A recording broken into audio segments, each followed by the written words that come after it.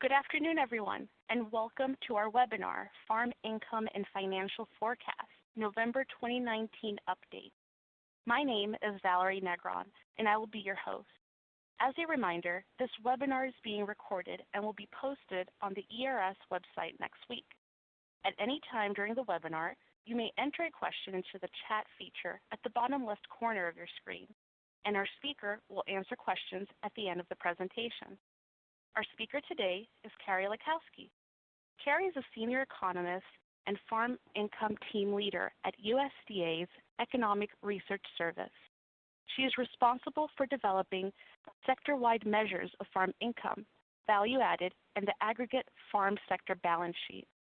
Previously, Carrie served as an economist at the Bureau of Economic Analysis, where she was responsible for the production of farm income and employment statistics nationwide. I think we're ready to start. So Carrie, you may begin the presentation. Thank you, Valerie, and thank you all for joining me today on this webinar the day before Thanksgiving. I'm pleased to present to you the latest USDA data on U.S. farm sector income and wealth.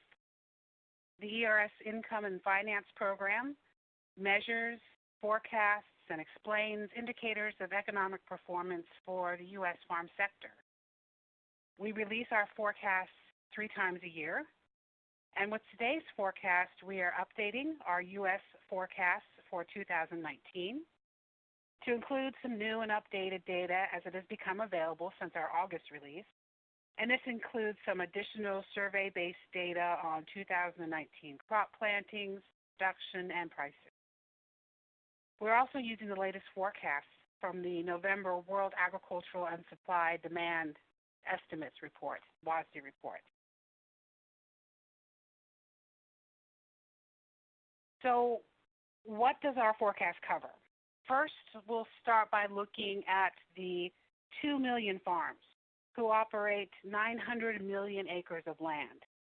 Next, I'll discuss the income and finances of the approximately 951,000 farm businesses who operate who account for over 90% of the total value of agricultural production in the U.S. Lastly, I'll look at the well-being of the over 6 million people who live in households that are attached to a farm, a family farm. Here's a brief summary of what I'll discuss today and the order in which I'll discuss them. Please note that on this slide, all values are in nominal dollars, meaning that they aren't adjusted for inflation. So they're not adjusted to take account how the value of a dollar today might be different than a value of a dollar was 20 years ago. Later on in the presentation, I'll look at some figures in inflation-adjusted dollars as needed. So both net farm income and net cash farm income are forecast to increase in 2019. Net cash farm income is forecast to be up about 15%, and net farm income is forecast to increase 10%. Now this is while cash receipts from commodity sales are expected to increase only slightly, about 0.6% in 2019. Most of the increase in farm income is expected to come from higher direct government payments, which are forecast to increase 64%, or about $8.8 billion, and higher payments from federal commodity insurance indemnity. So these are payments to farmers for covered losses that are covered by insurance. These are forecast to increase $4.1 billion. Total production expenses are forecast to increase slightly, just under $1 billion in 2019. On the farm sector balance sheet, farm sector assets and debt are forecast to increase, with overall farm equity rising about 2%. And then average net cash farm income for farm businesses is forecast to increase almost 20% 2019. And a farm business are those larger farms and farms where the primary occupation of the operator is farming. Lastly, we're going to take a look at household well-being. And median farm household income is forecast to increase about 5% to $76,000 in 2019.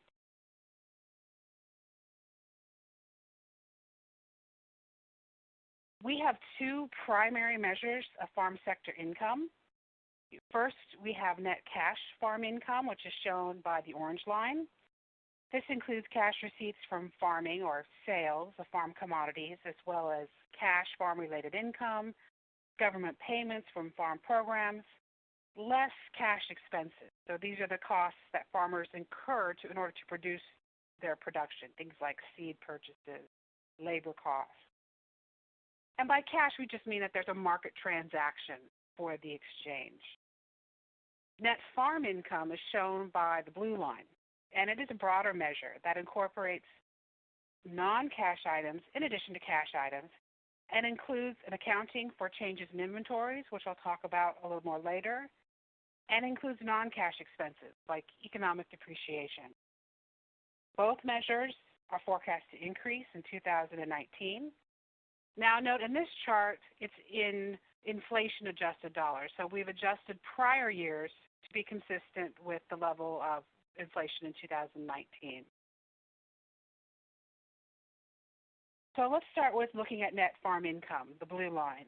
It peaked in 2013 and then declined for the next couple of years until it reached its lowest level in 2016 since 2002. Since then, net farm income has trended upwards, and it's forecast to increase almost 8%, or to almost $93 billion in 2019. That still puts it about 32% below the 2013 peak in net farm income. That value also puts it just 3% above its average across 2000 through 2018. Net cash farm income has followed a similar trajectory, and in 2016 dropped to its lowest level since 2009. Net cash farm income is forecast to increase almost 13% to $119 billion in 2019. This would put it about 10% above its average across 2000 through 2018. We derive net farm income by measuring its component parts, or from the bottom up. This allows us to further analyze the forecast change from 2018, so to identify what is causing this projected increase. Now this chart is in nominal dollars, so it is not adjusted for inflation. In the far left, we have the net farm income estimate for 2018 at $84 billion.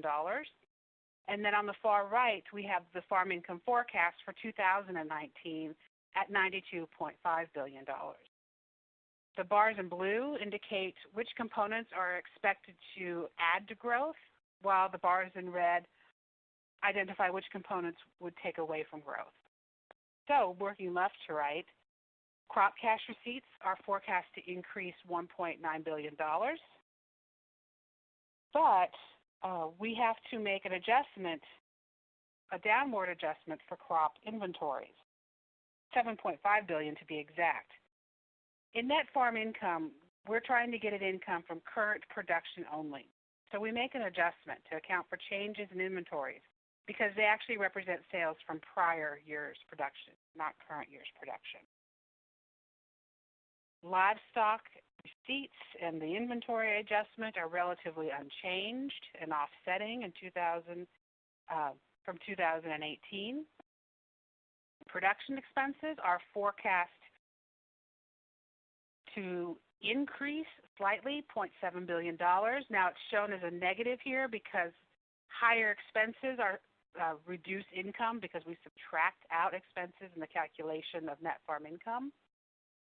So really what you're left with are the two main contributors to growth in 2019, and that is government payments, which are forecast to increase $8.8 billion, and we'll talk about those more later, and also the increase in farm-related income of $6.1 billion.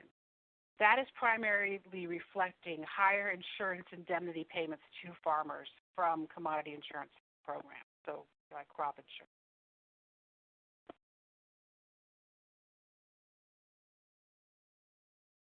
In a previous chart, we saw that overall cash receipts are forecast to increase in 2019 relative to 18. In this chart, we show why cash receipts are forecast to increase. Through a simulation, we can deconstruct the change in cash receipts into what we can call a price effect and a quantity effect. In other words, we can identify whether prices or quantities sold are driving the change in cash receipts. We also have this other changes category, which includes those commodities for which we don't have data that allows us to separate out a price and quantity effect. So if we start here on the left with total cash receipts, we see that if we were to hold quantities sold constant, cash receipts would increase $6.3 billion due to higher prices. When you hold prices constant, then the quantity sold would lower cash receipts, $4.8 billion. So you net these together and you get a $2.2 billion increase in cash receipts on the whole. We can further subdivide this to look at crop cash receipts separate from livestock cash receipts. For crop cash receipts, we're expecting higher prices, high enough, the $8.4 billion price effect for cash receipts for crops. But then a lot of that is taken away by a downward quantity effect, meaning that less quantities were sold in 2019, with a net effect of being crop cash receipts increasing $1.9 billion.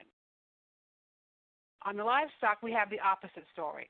We're expecting lower prices but higher quantities sold, and those two effects nearly cancel each other out.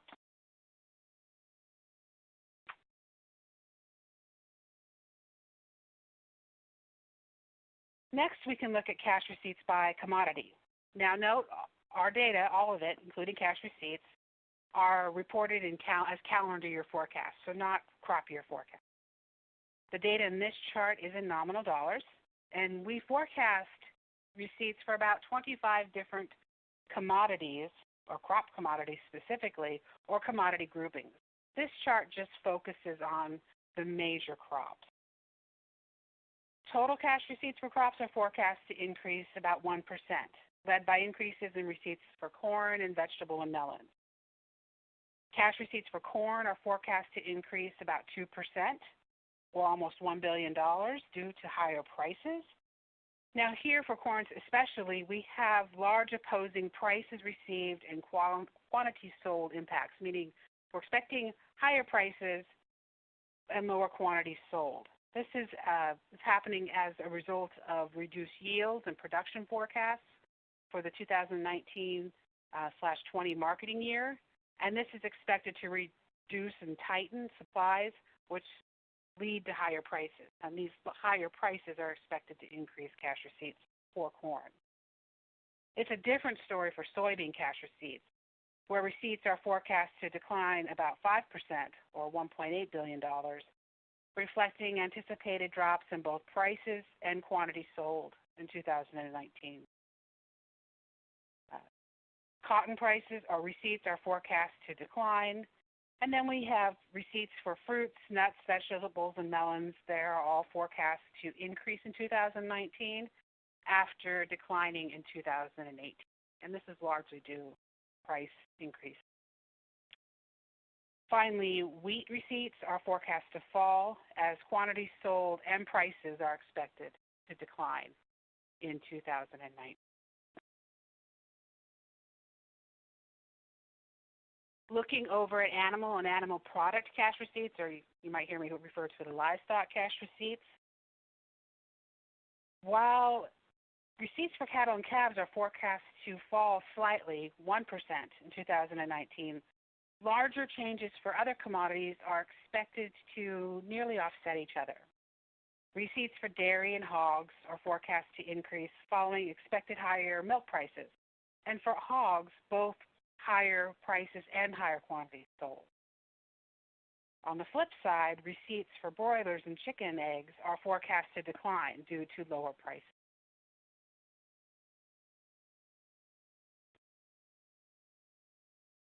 Another component of farm income are what we call direct payments. These are payments made to farmers, directly to farmers, from farm programs without any intermediary. After increasing $2.1 billion in 2018, government payments are forecast to increase by $8.8 billion in 2019. This increase in 2019 is due to payments under the Market Facilitation Program, the MFP program, which is part of an aid package to assist farmers in response to trade disputes. And it's shown in this chart by the pink segment of the bar chart. The increases in 2018 and 2019 are, again, largely from the MFP payments. In 2018, we estimate that $5.1 billion were made in MFP programs and were received by farmers in calendar year 2018, because we record these payments by when they were received by farmers. In 2019, we're forecasting MFP payments to amount to $14.3 billion. So this includes payments from the 2018 program that were received in the first half of calendar year 2019, plus payments from the first and second tranche of the 2019 MFP program. Looking at some of the other types of direct payments, we're also forecasting an increase in supplemental and ad hoc disaster assistance in 2019, and that is shown by the purple bar. These are payments for damages and losses caused by recent hurricanes, wildfires, and flooding, largely the WIP Plus program, if you're familiar with that. But overall, since 2007, total government payments have averaged about $13 billion through 2018. In 2019, direct government payments are forecast to be at their highest level since 2005, even after we adjust for inflation, which is shown by that blue line.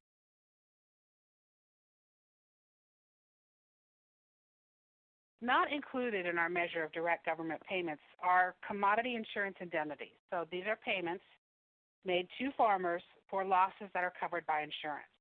And this also contributes to farm income. This chart looks at federal net insurance and government payments relative to the rest of net farm income for the ag sector as a whole. Now, this chart is in inflation-adjusted dollars. The top peach bar shows indemnity payments paid to farmers less premiums paid by the farmers for federal commodity insurance, or I'm going to call this net insurance payment. In inflation-adjusted dollars, these are forecast to increase almost $4 billion in 2019. And this would put them at their highest level since 2013, which back then, those payments in 2013 were a response to a widespread drought in 2012. We expect indemnity payments to be higher in 2019 due to the extensive flooding that occurred throughout the Midwest earlier this year and affected corn and other crops. So also in indemnities are the preventive plant payments. Net federal insurance indemnities combined with direct government payments are forecast to account for 31% of net farm income in 2019. If you look at the gray area of the bar, this is net farm income excluding these payments, and it would be forecast to decline in 2019, if not. So we'd have a decline in net farm income if not for these federal payments to farmers.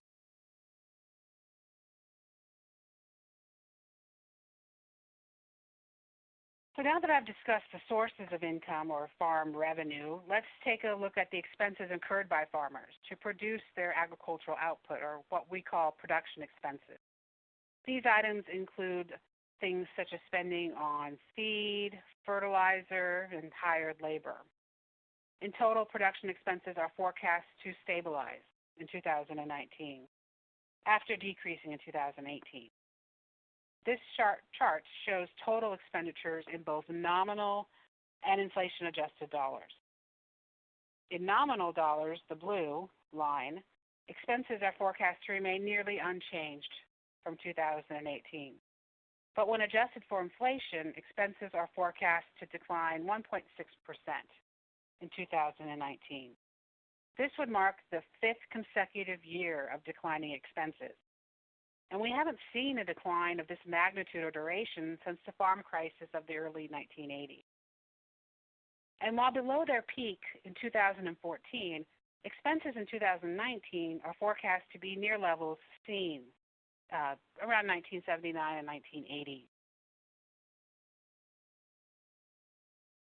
While expenses aren't expected to change much in the aggregate and in nominal dollars, the forecasts for individual expense items are mixed. So in this chart, I'm just looking at the change in nominal dollars. This chart compares 2017, 18, and 19 expenditures by category. And above the dotted line, we have items for which spending is expected to increase, and below the dotted line, items for which spending is expected to decrease. Let's start with feed purchase, which is the single largest category of expenses, accounting for roughly 16% of total expenses by farmers. Feed purchase is expected to increase about 4% in 2019, following higher prices for feed in 2019. This would be the first increase in feed expenses since 2014. Cash labor expenses are also forecast to increase about 7% in 2019, as wage rates are expected to continue to rise. Interest expenses are forecast to decrease 6.3% in 2019, after increasing for 5 consecutive years. The increase, or the decrease, is due to expected lower interest rates in 2019. Spending on fuel and oils is forecast to decrease about 10%, due in part to forecast lower prices for diesel fuel in 2019. This is from a forecast from the Energy Information Agency. Spending on seed, pesticide, and fertilizers are forecast to decline in 2019, due in part to lower expected planted acres for the top 14 planted crops in the U.S.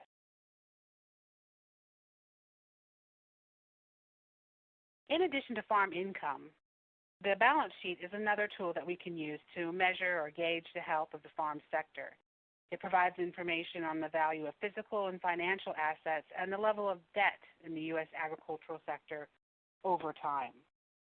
Looking historically, the balance sheet remains strong and stable, at least in recent years.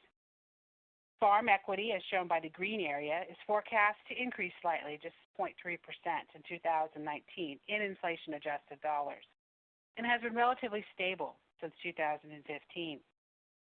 Likewise, farm sector assets have remained relatively stable overall in recent years and are forecast to increase 0.5 percentage point in 2019. Now, in assets, farm real estate assets, the value of land and buildings, account for about 80% of farm sector assets. When inflation adjusted, real estate assets are expected to be nearly unchanged from 2018. Farm sector debt, that's the blue area, is expected to continue to rise and forecast to increase 1.5% in 2019. This would put debt at its highest level since 2082 in inflation-adjusted dollars.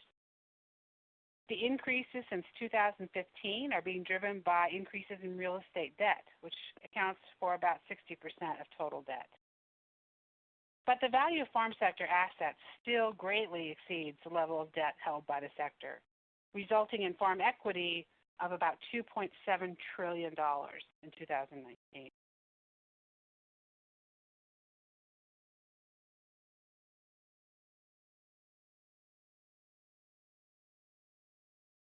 However, despite this positive outlook on the balance sheet, farm sector debt has been growing at a faster rate than the sector's assets.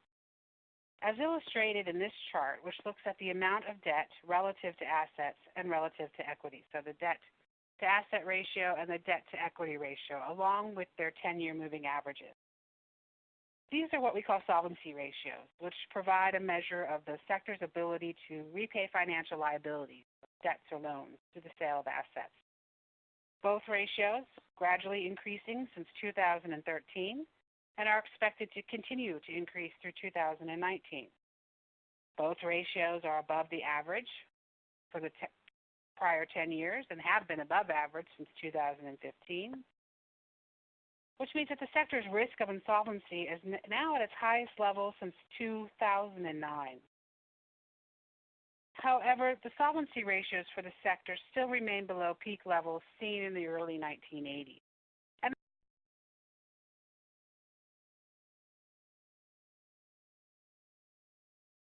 financial ratios, including measures of liquidity, available on our website.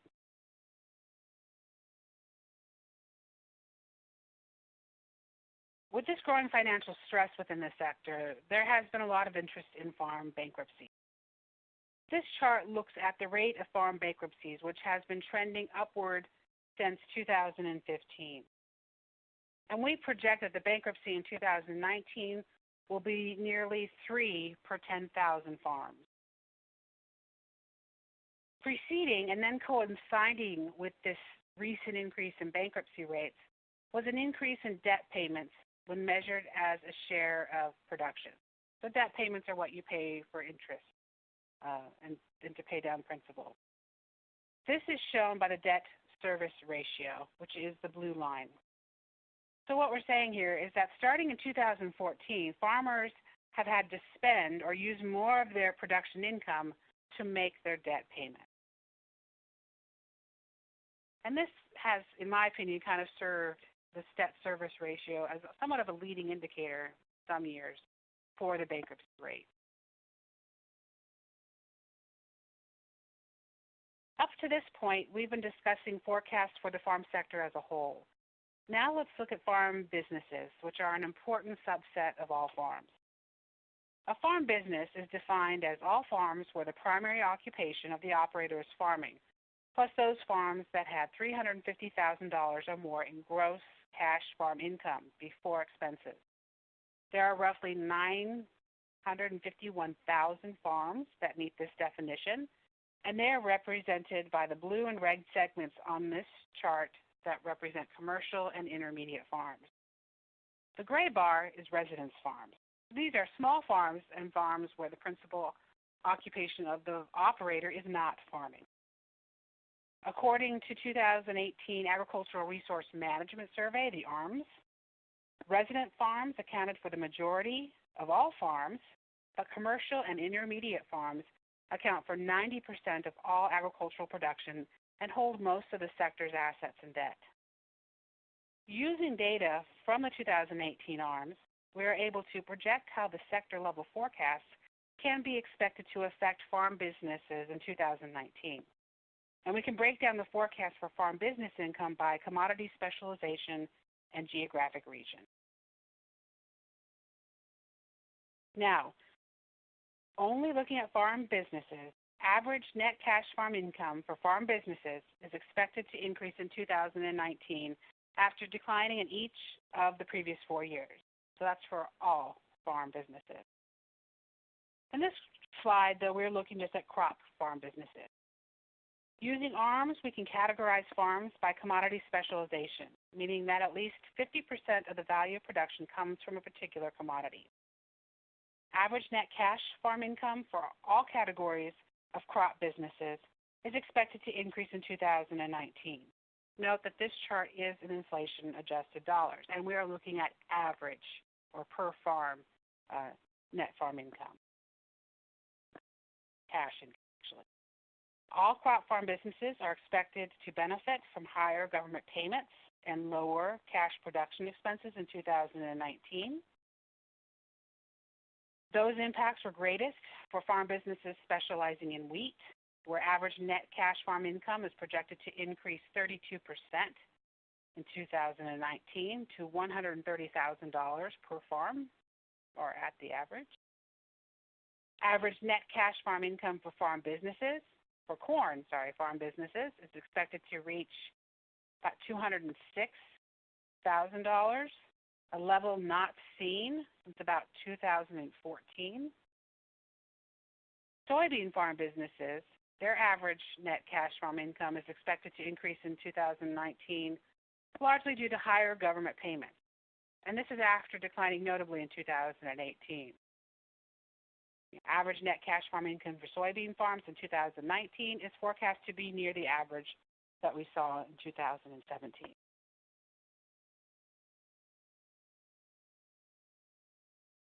Average net cash farm income for most types of farm businesses specializing in livestock is forecast to increase in 2019.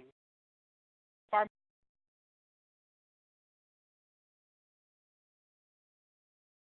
businesses, and that is the largest share for any category of farm business that we're talking about here. Average net cash farm income for these farms is forecast to increase about 8% in 2019. For farm businesses specializing in hogs and dairy, average net cash farm income is forecast to increase in 2018, following sizable declines in 2018. So we're looking at a bit of a recovery. The increases in 2019 reflect expected increases in hog and dairy cash receipts, which we talked about earlier, and which is the result of expected higher prices for hogs and milk. Poultry farm businesses are the only category of farm businesses where we're forecasting average net cash farm income to decline in 2019. This is after increasing in 2018. And the decrease reflects expectations of lower cash receipts for poultry in 2019. By looking at how ag production is distributed geographically, we can forecast how average net cash farm income for farm businesses can be expected to change in 2019 by resource region. All 9 resource regions are expected to see average net cash farm income increase by 11% or more in 2019.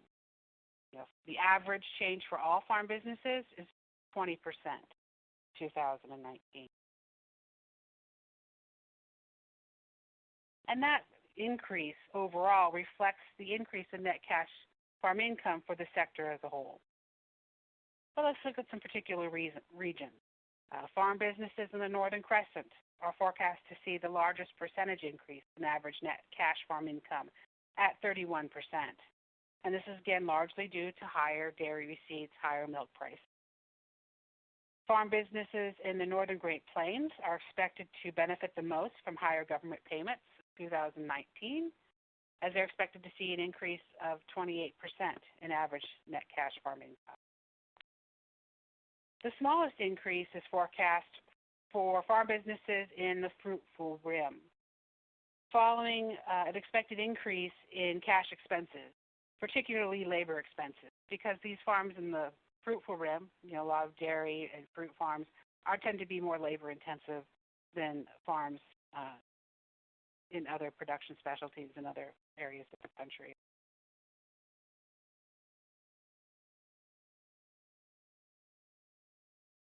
Up to this point, we've been discussing the financial performance of the farm sector as a whole and farm businesses, but this often may not give an accurate or a complete picture of the well-being of households that own and operate farms.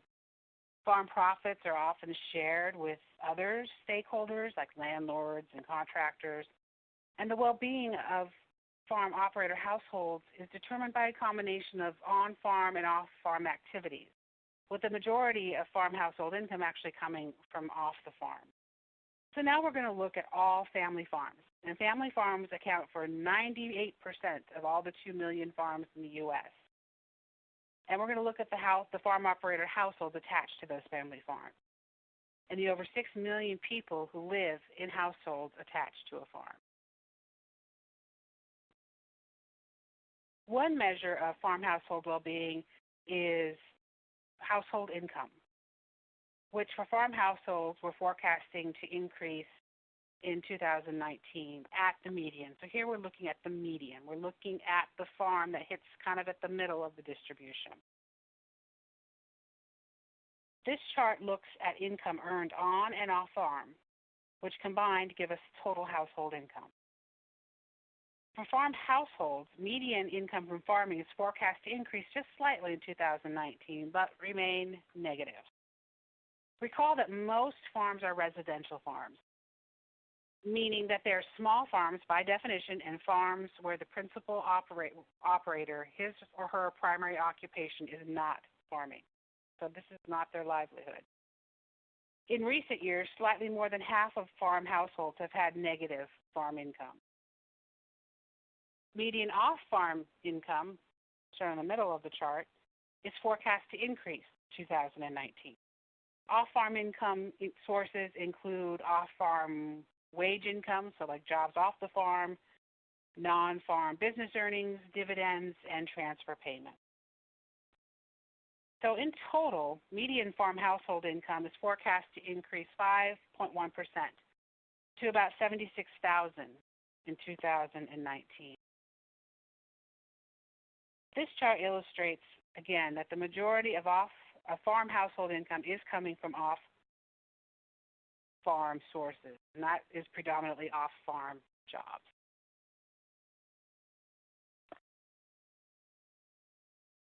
This chart takes a deeper look at farm household income, looking at it by type of farm.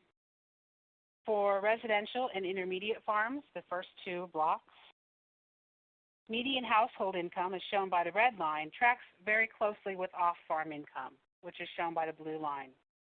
And off-farm income accounts for essentially all of the household income at the median. Income from the farm is shown by the gray line and is virtually zero for residents and intermediate farms. For commercial farms, on-farm income is more important and is driving the trends in median household income. Following the sector-level forecast for farm income, on-farm income for commercial farms is expected to increase in 2019 and drive the increase in total household income.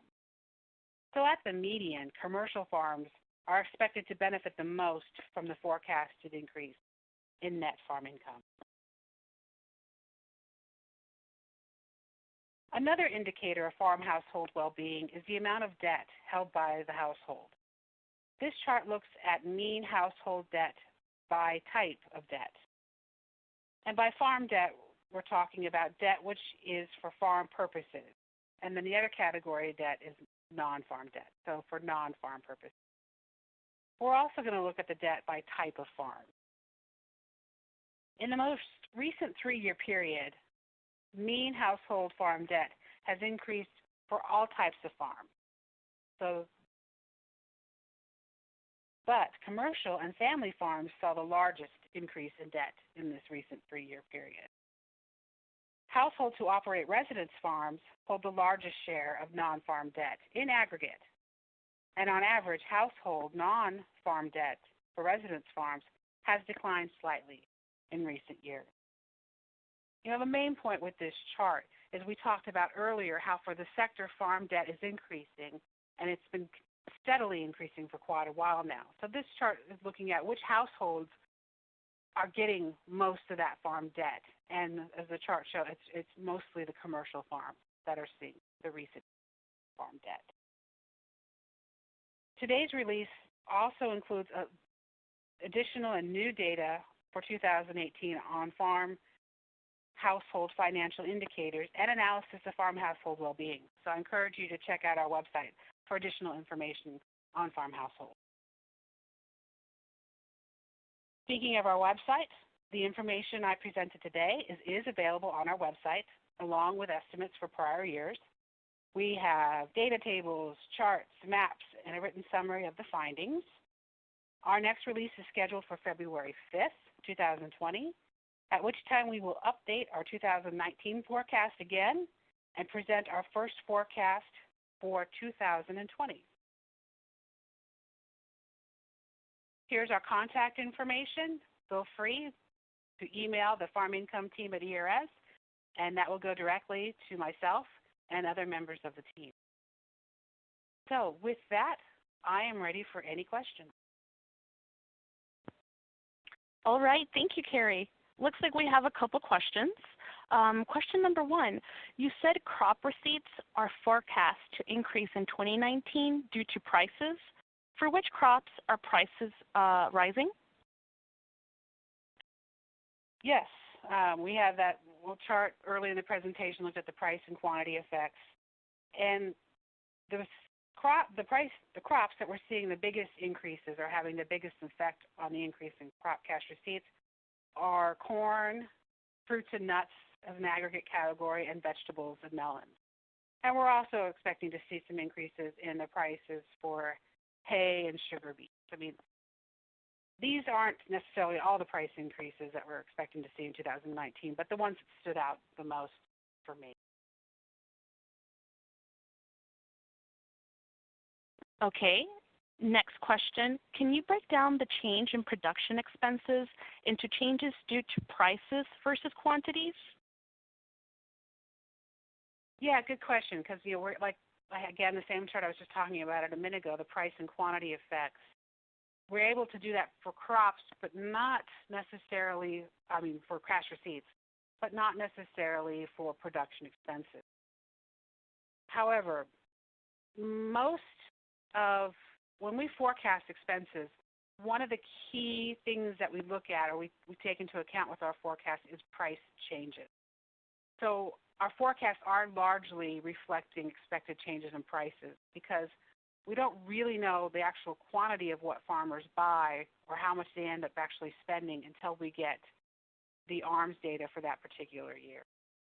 But there are some exceptions. That we do have some quantity side, and when we talk about seed and fertilizer, our forecast looks at information on planted acres, for example, because how many acres you're planting will affect how much seed and fertilizer that you would. So we don't have a price and quantity breakout like with cash receipts, but most of our forecasts, are being influenced by the prices paid indexes that we are getting from the National Agricultural Statistics Service, from NASS. All right, the next question. Why doesn't median farm income plus off-farm income equal the listed value for total household incomes, referring to slide 21? Okay, I'll bring that back up here. Yes, this is a frequent question that we get because we're looking at medians. And when we talk about medians, we're talking about taking all of the observations that we have, so in this case, the individual farms, lining them up from lowest income to highest income, and then taking the farm that is right in the middle. So that farm right in the middle means 50% have higher, 50% have lower. Now, we do the median by type of income. So we're going to do the median for farm income, range them, pick the middle. And then we're going to rearrange them when we talk about our farm income and pick the one in the middle. And then we're going to rearrange them again and look at total income and pick the one in the middle. So the person in the middle is not the same person for each of these types of income. It's going to be different. And so it has to do with how the distribution is different when you're looking at household farm income versus non-farm income versus the total.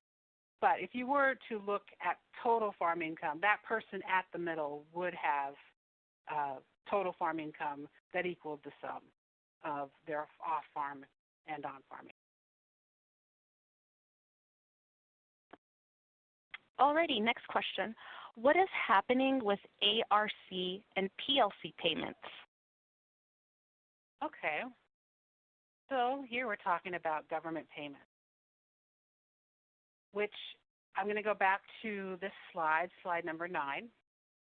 And the agricultural risk coverage and price loss coverage payments, ARC and PLC, are included in this orange bar segment on this chart. And you can see that they have been decreasing, looks like for 3 years, 17, 18, and 19. The forecast decline in 19 is largely because we expect prices, short story is largely we expect prices to be higher in 2019 for crops, especially some key crops like corn. So that's making expected payments under ARC and PLC to be forecasted.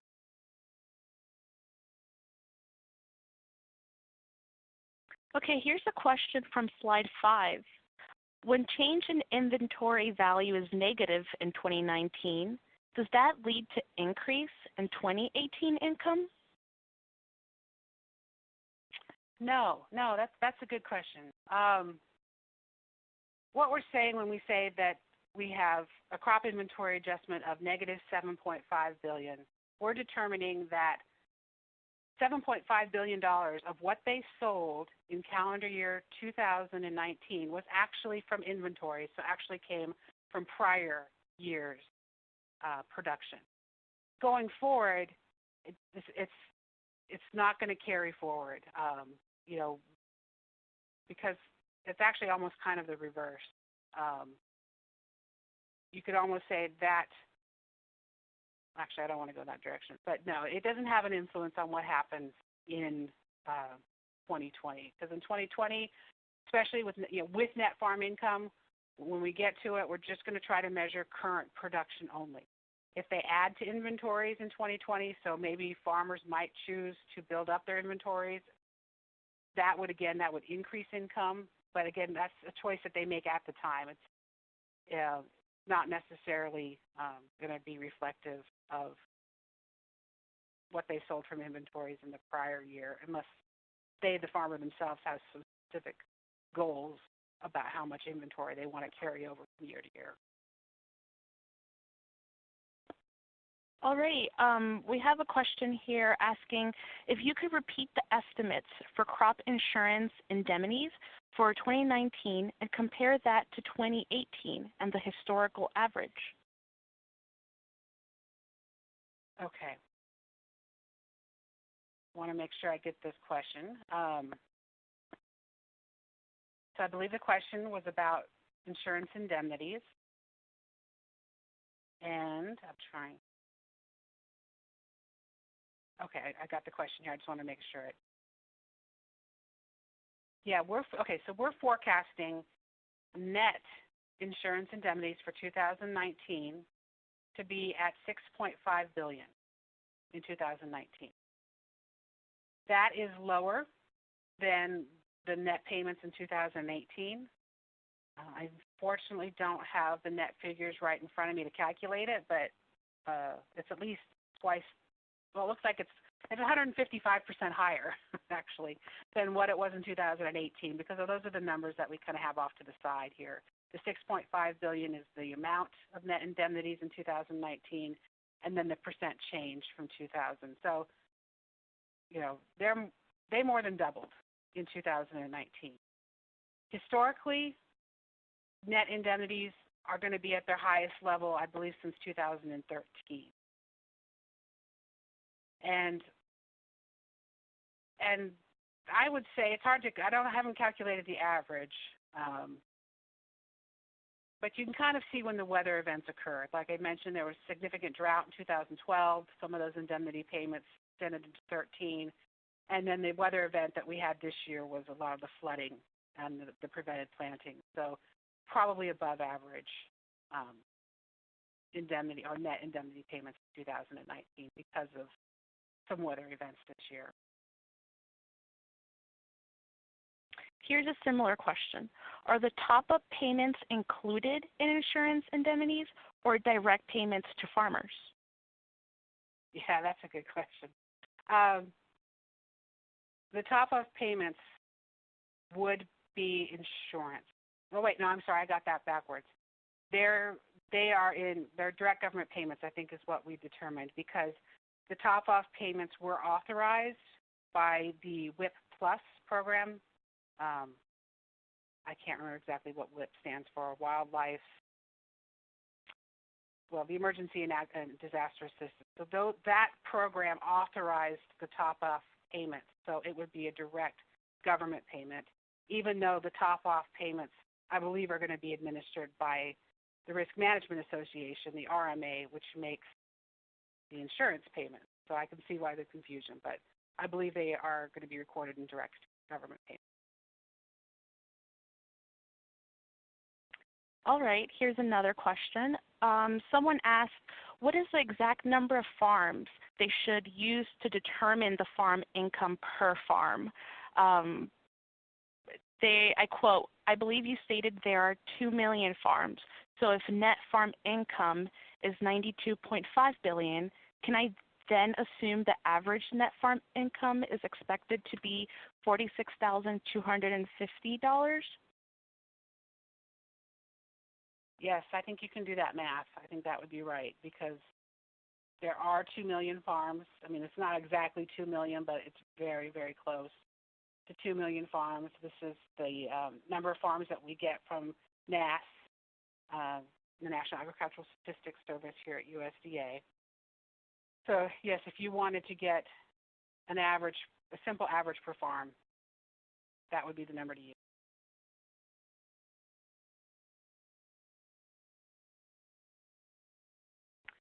Okay, someone is asking, does the farm income forecast include the second tranche of MFP that was released on November?